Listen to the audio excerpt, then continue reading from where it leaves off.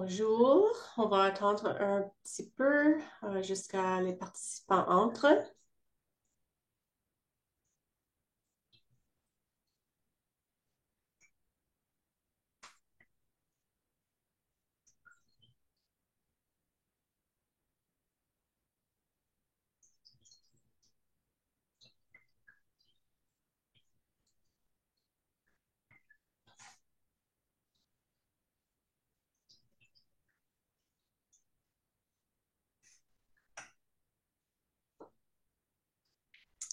OK. Bonjour à tous. Je m'appelle Anna Chouet, directrice des communications à Mobilité électrique Canada. Je serai la modératrice de la séance et je surveille le clavardage en soulignant certaines de vos questions pour la période de questions à la fin de la présentation. Nous ne sommes pas des comptables et nous vous demanderons de poser des questions financières détaillées à votre comptable. Avant de commencer, j'aimerais vous parler brièvement de Mobilité électrique Canada, ou MFC, comme nos amis nous appellent. Mobilité électrique Canada est l'Association industrielle nationale de la mobilité électrique dont l'objectif est de favoriser le transport électrique afin de soutenir l'économie canadienne tout en luttant contre les changements climatiques et la pollution de l'air. Notre mission est de faciliter et accélérer la transition vers la mobilité électrique durable au Canada par les moyens suivants: la défense des intérêts, la collaboration, l'éducation et le leadership éclairé dans le but ultime de créer un avenir plus propre, plus sain et plus prospère pour toute la population canadienne. Notre vision est d'être la voie unifiante et faisant autorité pour la transition vers la mobilité électrique partout au Canada.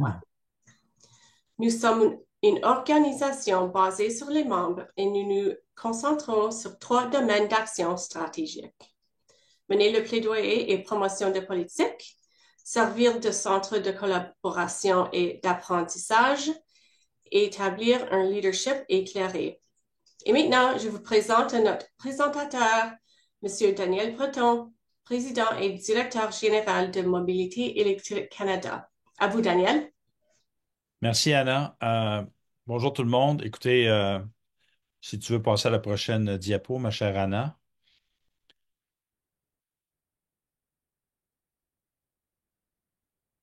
Oui, celle-là, on la connaît, on me connaît. On va passer à l'autre ensuite.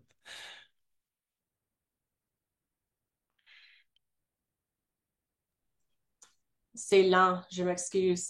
Ça prend du Oui, temps. ben oui, je vois ça. Je ne sais pas pourquoi. Hmm,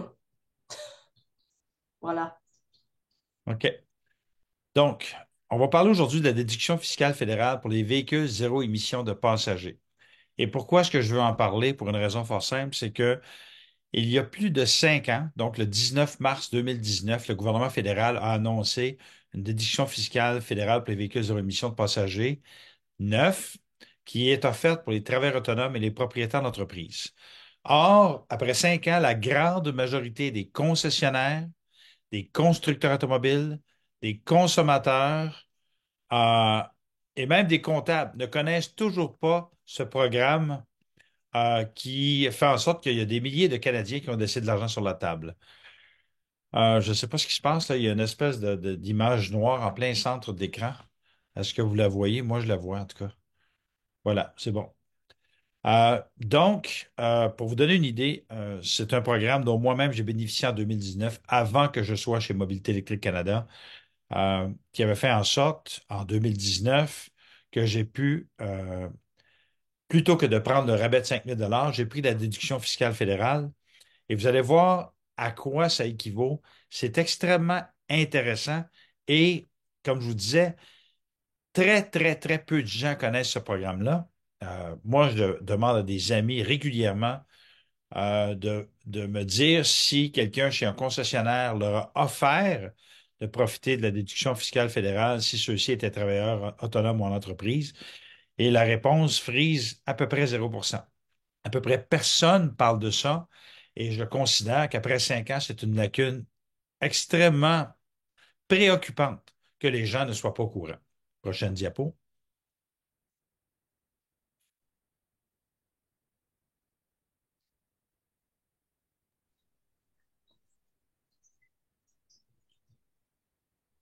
Qu'est-ce qu'un véhicule zéro émission de passagers? En fait, selon le gouvernement fédéral, un véhicule zéro émission de passagers, c'est un véhicule qui appartient aux contribuables et qui est inclus dans la catégorie 54, mais qui serait autrement inclus dans la catégorie 10 ou 10.1. Les règles qui s'appliquent à la définition des véhicules de passagers s'appliquent aux véhicules zéro émission. Donc, on ne parle pas de camions lourds, on parle de véhicules pour passagers. En général, camions légers ou voitures. Donc, ça peut être VUS, ça peut être un pick-up, ça peut être une minivan, ça peut être un multisegment, une voiture, comme je disais. Et puis, on calcule, on considère qu'un véhicule zéro émission, ça peut être aussi bien un véhicule 100% électrique qu'un véhicule hybride rechargeable ou même un véhicule à hydrogène.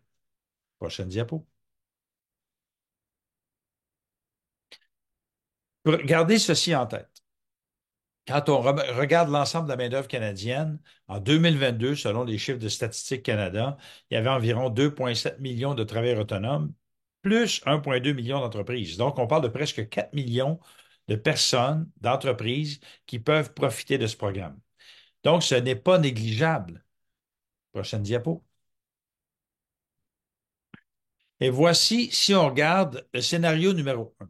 Et pourquoi je parle du scénario numéro un? C'est que pour profiter de la déduction fiscale fédérale, il y a ce qu'on appelle un plafond.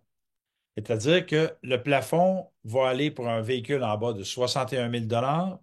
Autrement dit, tout véhicule en bas de 61 000 a droit à la pleine déduction fiscale qui est fixée à 75 pour l'année 2024. Ainsi, si on regarde province par province et territoire par territoire, la moyenne, si vous faites un revenu net de 50 000 en 2024, ça va être à peu près 8 715 Si vous faites 100 000 la moyenne canadienne, c'est 10 652 et si vous faites 230 000 c'est 13 165 Pour le Québec, si vous regardez, si vous regardez les chiffres par rapport aux documents, vous allez voir que le Québec spécifiquement, pour quelqu'un qui s'achète un véhicule électrique de moins de 61 000 il va être capable de recevoir approximativement 11 355 Si vous faites 100 000 à peu près 12 367. Et si vous faites 230 000 c'est à peu près 15 421 Évidemment, tout ceci représente ce qu'on appelle des approximations.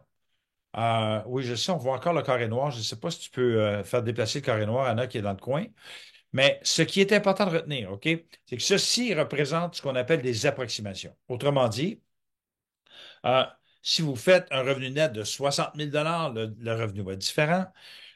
Si vous faites 120 000 le revenu va être différent. Mais donc, tout ça pour dire que ça représente quand même une bonne idée de ce que vous pourriez recevoir comme retour à la fois d'impôts de TPS et de TVQ si vous achetez une voiture électrique et que vous ne profitez pas du 5 000 de rabais fédéral. Prochaine diapo. Si vous achetez un véhicule qui est au-delà de 61 000 OK? Autrement dit, par exemple, vous achetez un véhicule de 75 000 un véhicule de 75 000 vous allez pouvoir profiter de la partie en bas de 61 000 OK? Ça va vous rapporter au Québec en 2024 à peu près 16 490 à 100 000 de revenus, à peu près 17 960 et à 230 000 à peu près 22 397 de retour, impôts, TPS, TVQ. Autrement dit, vous avez le choix, on vous offre souvent, lorsque vous allez chez un concessionnaire, d'avoir accès au rabais de 7 000 du Québec ou dans une autre province, il y a d'autres rabais. Et au fédéral, la plupart des contrats d'automobile ont une petite coche où tu dois cocher la case 5 000 rabais fédéral. Il ne faut pas prendre le rabais fédéral de 5 000 pour avoir droit à ce montant-là. C'est un ou l'autre. Ce n'est pas un et l'autre. On continue. Je vais vous donner deux exemples. Une Nissan Ariya, une Nissan Leaf. La Nissan Leaf est un véhicule qui se vend à peu près 40 000 44 000 La Nissan Ariya se vend dans une fourchette de prix qui peut faire en sorte d'être autour de 55, mais ça peut se vendre à 75 000. Prochaine diapo. Donc, pour une Nissan Leaf de 2024 que vous achèteriez au Québec, parce que ce sont des calculs pour le Québec, mais il y a les calculs qu'on peut voir pour toutes les provinces, avec 50 000 de revenus annuels, vous devriez avoir approximativement 11 355 de retour. À 100 000 à peu près approximativement 12 367 de retour et 230 000 à peu près 15 420 de retour. Donc, c'est important parce que c'est soit vous dites, je prends 5 000 mais si vous êtes travailleur autonome, c'est entre 5 000 et entre 11 et 15 000. Donc, c'est facile de comprendre lorsqu'on est travailleur autonome ou en entreprise que ça peut potentiellement valoir beaucoup la peine de passer à la déduction fiscale fédérale plutôt que de prendre le rabais fédéral. Prochaine diapo. Encore là, pour les calculs pour le Québec en 2024, pour une Nissan Ariya d'environ 75 000 mais vous pourriez avoir un retour entre 16 500 et 22 400 Donc, ça va bien au-delà du 5 000. On continue. Il y a des gens qui vont dire oui, mais j'ai déjà une voiture à essence et je profite déjà de la déduction fiscale fédérale. Mais en fait, oui, vous pouvez en profiter, vous avez tout à fait raison, sauf que la déduction fiscale fédérale pour un véhicule électrique est beaucoup plus intéressante que pour un véhicule à essence. Et là, j'ai comparé deux véhicules à prix pas tellement loin, un Honda Civic Touring à 36 000 Nissan Leaf SV à 44 000 mais en fait, pour le véhicule électrique, si vous faites 50 000 vous allez avoir presque 55 000 de déduction supplémentaire avec la Nissan Leaf que vous allez avoir pour la Honda Civic Touring, faisant en sorte que ça va à peu près faire en sorte que les deux véhicules vont coûter moins cher dès le jour 1. Et en plus, évidemment, je dois le rappeler, c'est que ça va vous coûter beaucoup moins cher d'énergie, c'est-à-dire que l'électricité est moins chère que l'essence et moins cher d'entretien. Et si vous faites 100 000 ben, ça va dépasser les 5 000 de déduction supplémentaire pour la Nissan Leaf que pour la Honda Civic Touring. Autrement dit, c'est pas parce que c'est une déduction fiscale fédérale, parce que ça s'applique aussi aux véhicules à essence, que tout ça est égal. C'est plus intéressant pour les véhicules électriques. Je tiens à rappeler, quand on parle de véhicules électriques ici, c'est un mot plus large qui veut dire électrique ou hybride rechargeable ou même à hydrogène. Prochaine diapo. Je tiens à rappeler que la déduction fiscale fédérale n'annule pas les rabais provinciaux. Autrement dit, si vous êtes dans une province à travers le Canada où vous avez droit à un rabais provincial, cela s'ajoute. Je vais vous donner mon exemple. En 2019, j'ai eu droit à la déduction fiscale fédérale parce que j'étais travailleur à mon compte à l'époque. Donc, j'ai profité de la déduction fiscale fédérale qui m'a rapporté environ 20 000 de retour, comme je disais, impôts, TPS, TVQ. En plus de ça, en 2019, j'ai profité à cette époque-là, le rabais était de 8 000, du rabais de 8 000 du Québec. On parle de presque 29 000 de retour que j'ai reçu comme travailleur à mon compte à l'époque. Donc, c'est extrêmement intéressant. Donc, c'est pas un ou l'autre, c'est un ou l'autre par rapport au fédéral, c'est-à-dire vous prenez les 5 000 de rabais du fédéral ou la déduction fiscale fédérale. Si vous prenez le 5 000, vous n'avez pas droit à la déduction fiscale fédérale consacrée aux véhicules électriques. Mais quand vous prenez la déduction fiscale fédérale, vous avez quand même droit aux rabais provinciaux. Continue. Et voici une chose extrêmement importante que les gens ne savent probablement pas. Si vous avez acheté un véhicule électrique en 2023 et que le prix de vente était plus élevé que le plafond d'admissibilité pour avoir accès au rabais de 5 000 du gouvernement fédéral, donc un véhicule plus de 65 000 pour une voiture, parce que c'est le plafond fédéral, et plus de 70 000 pour un camion léger, bien en fait, donc, vous n'avez rien reçu du fédéral, vous n'avez pas pu recevoir le 5 000 du fédéral, mais vous pouvez quand même profiter de la déduction fiscale pour l'année 2023. Donc, c'est le temps de faire vos impôts cette année. Allez chercher la déduction fiscale fédérale pour votre véhicule acheté en 2023 et écoutez bien ça. En 2024, la déduction fiscale fédérale est plafonnée à 75 %. En 2023, elle était à 100 %. Donc, voici les chiffres. Ce que vous pouvez voir, par exemple, si vous avez acheté un véhicule à 75 000 ben, c'est qu'à 50 000 de revenus médians, à 100 de déduction fiscale en vertu de la provision de 2023, vous aurez approximativement droit à 21 000 de retour, à 100 000 à 23 000 et à 230 000 à 26 000 de retour. Donc, c'est encore plus d'argent si vous voulez faire vos impôts ces jours-ci. Si vous avez acheté un véhicule l'année passée qui n'était pas admissible aux 5 000 de rabais du gouvernement fédéral, vous pouvez potentiellement profiter de ce rabais-là. C'est super important. Donc, c'est le temps des impôts, là. Parlez de ça à votre comptable. Je tiens à dire une chose, et j'en ai parlé déjà, pas tous les comptables connaissent ce programme. Et tout à l'heure, j'ai fait une présentation en anglais et il y a une dame qui a dit, j'ai parlé de ça à ma comptable. Elle a dit que c'était trop de paperasse, donc ça ne valait pas la peine. Ben, moi, je peux vous dire que la paperasse, j'ai des amis qui ont fait faire ça par des comptables ou à qui on a dit, propose ça à ton comptable. Et il y a des comptables qui ont dit, non, moi, je ne connais pas ça ou c'est pas bon pour toi.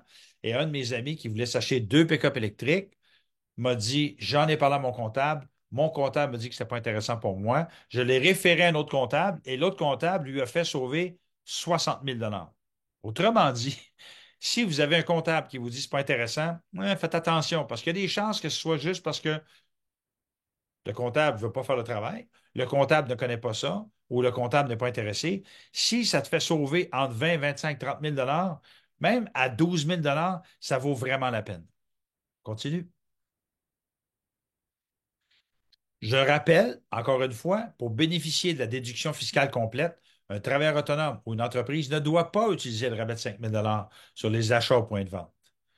C'est super important. Autrement dit, et je le rappelle encore, c'est important que je le rappelle, l'immense majorité des concessionnaires ne connaissent pas ce programme-là, ne savent pas comment l'appliquer.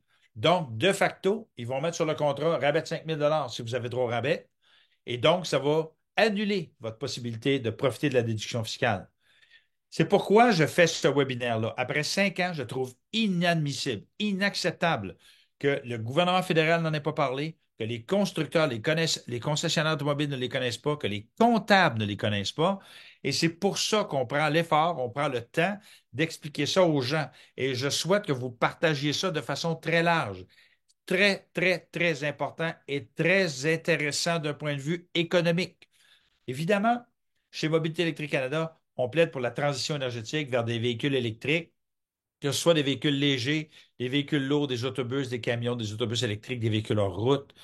Et quand j'entends certains consommateurs ou certains concessionnaires ou constructeurs dire les voitures électriques sont trop chères et qu'ils ne sont même pas capables de conseiller ceci aux consommateurs, ça veut dire qu'ils ne font pas leur travail. Donc, on doit faire le travail à leur place. Et c'est pour ça qu'on met en place ce webinaire-là, pour faire en sorte que les gens comprennent à quel point il y a des opportunités qui ont été manquées depuis 5 ans. Prochaine diapo. Donc, si vous voulez avoir des informations sur ce programme-là, on va mettre tout ça en ligne demain en anglais et en français avec toutes les informations. Et j'aimerais ça maintenant, Anna, que tu passes aux questions.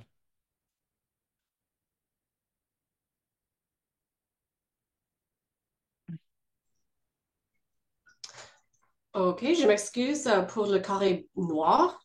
Je n'ai aucune idée. Je pense que c'est un problème avec Zoom. Euh, oui, l'enregistrement sera partagé. Il y a-t-il des déductions pour les véhicules électriques usagés? Non, il n'y en a pas. La déduction fiscale ne s'applique qu'aux véhicules neufs. C'est une excellente question et je tiens à le préciser. Est-ce que ça s'applique uniquement sur les achats de véhicules ou cela peut s'appliquer sur la location de véhicules également? C'est une bonne question aussi. Pour la location de véhicules, c'est un autre programme sur lequel on pourrait revenir plus tard. Mais pour le moment, on se concentre sur l'achat de voitures électriques. Euh, Est-ce que l'enregistrement va être partagé? La réponse est oui. oui. Il n'y a pas de son. Il y avait, à moins que je me trompe, il y avait du son. Les Oui, gens ont bien entendu. oui, Pourriez-vous me c'est correct. répondre si vous avez entendu ou pas? Oui? OK, les gens me disent que oui. Parfait, c'est bon. Une autre question, revenu complet d'entreprise avant impôt. Attends un petit peu. Revenu complet d'entreprise avant impôt. Là, si on parle d'une entreprise, on parle de revenu net de l'entreprise. Si on a déjà le véhicule, on a profité de la subvention, on ne peut pas revenir en arrière, effectivement. Le véhicule doit appartenir à l'individu, non à l'entreprise. Pour le propriétaire d'entreprise, il doit appartenir à l'entreprise. C'est un véhicule d'entreprise. Est-ce que ça peut être rétroactif? Ben, comme je vous dis, si vous avez acheté votre véhicule en 2023, il n'est pas trop tard pour le mettre dans vos impôts 2023 avant la fin de la saison d'impôt de cette année. Mais le 1 000 est imposable pour les compagnies. Oui, mais le 1 000 on parle du rabais du Québec. Ça n'a rien à voir avec la déduction fiscale fédérale. Est-ce qu'il y a une déduction seulement pour la première année? La réponse est oui. Et en fait, quand le programme a été mis en place en 2019, ce qu'on avait, c'était une déduction fiscale fédérale pour la première année pour les véhicules électriques, alors que celle pour les véhicules à essence s'étalait sur plusieurs années, mais ça a changé ça il y a un an. Donc, vous pourriez parler à votre comptable de ça, mais ce n'est plus le même programme pour les véhicules à essence non plus. Est-ce que ça va être en ligne sur le site web de Mobilité électrique Canada? La réponse est oui. Et à la fin là, ça dit, y a-t-il des déductions pour un salaire net inférieur à 50 000 dollars? Oui, en fait, c'est qu'on a pris des barèmes 50, 100 000, 230 000. Vous n'êtes pas obligé de faire 50 000 pour pouvoir profiter de la décision fiscale. Ceci, ça vous donne une idée, je dirais ballpark, une idée de ce à quoi vous pouvez profiter. Donc, vous n'êtes pas obligé de faire 50 000. Il n'y a pas un plancher de revenus. Une autre question, on se doit de garder le véhicule pour combien d'années? Je, je pense que, en fait, je n'ai pas la réponse à cette question. Je peux vérifier pour vous revenir là-dessus auprès de mon comptable. OK, dans le chat, ça dit, est-ce que l'impôt pour usage du kilométrage est le même que pour une voiture à essence? Je n'ai pas la réponse à cette question-là non plus. Donc, ça, je peux vous revenir, mon cher Yvon. Ça, c'est une question dont on a discuté et j'ai parlé de ça à ma comptable, mais il y a de petites subtilités là-dedans sur lesquelles je pourrais vous revenir. Dire que mon comptable m'a dit d'acheter mes véhicules à titre personnel plutôt qu'avec l'entreprise. Ouais, c'est ça. Est-ce qu'il y a d'autres questions?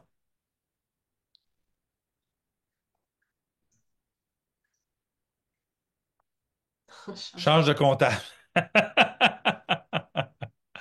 Merci pour le webinaire. Régent et moi serons mis armés pour en parler dans nos conférences au Salon d'Outaouais. Effectivement. Fait qu'écoutez, Anna, tu confirmes que demain, tout ça va être mis en ligne sur le site de Mobilité électrique Canada avec les infos et les liens? Oui, je confirme. Parfait. Et si vous avez des questions ou des questions supplémentaires, vous pouvez envoyer un courriel à Anna, puis on va essayer de trouver les réponses auprès de notre comptable. Je tiens à préciser en terminant que ce n'est pas moi ou Anna ou quelqu'un de Mobilité électrique Canada qui a fait les calculs, c'est une comptable qui se spécialise là-dedans. Donc, ce sont des calculs qui sont faits par une professionnelle de la comptabilité pour l'ensemble du Canada. C'est bon? Parfait. Merci beaucoup tout le monde et je te souhaite un excellent après-midi. Merci. Bye bye.